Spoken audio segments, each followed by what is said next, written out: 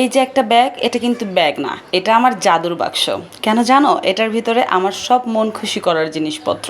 আমি সবসময় একটু কাটাকাটি, তারপরে কোনো নতুন জিনিস দেখলে এগুলো বানানো, এগুলো নিয়েই ব্যস্ত থাকতে পছন্দ করি। যখন মেশিনে সেলাই কাজ করি না তখন এগুলো করি, না হলে আমার সময় কাটে না, বসে থাকতে কেমন যেন ভালোই লাগে না। আর এই আচারটা কিন্তু আমার অনেক পছন্দের। আমি যখনই বাইরে যাই তখনই কিন্তু এই আচারটা আমি কিনি। আয় হায়, আমি তো প্রাণ কোম্পানির প্রচার করে দিলাম, তারা তো আমাকে কোনো টাকা দিবে না।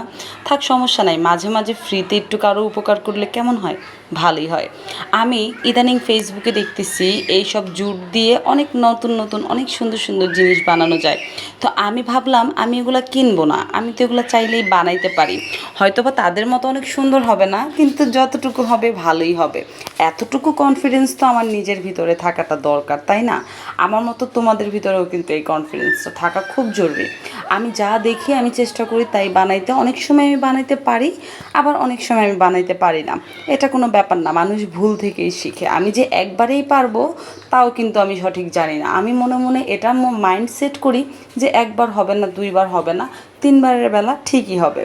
তো এই তো আমি আমার এরকম মনমানসিকতা মনোভাব নিয়ে চলে আসলাম এগুলা বানাইতে। এটার যখন আমি বানাবো তখন তোমাদেরকে আমি এই ভিডিওটা দিব যে কীরকম বানাইতে পারলাম। আর এই সাদা এই ম্যাক্রনের সুতাটা আমার কাছে আগে থেকেই ছিল। আর আমি চিন্তা করছি এই বক্স, যে কার্টুনের বক্সটা দেখতেছো, এটা দিয়ে একটা কিছু বানাবো।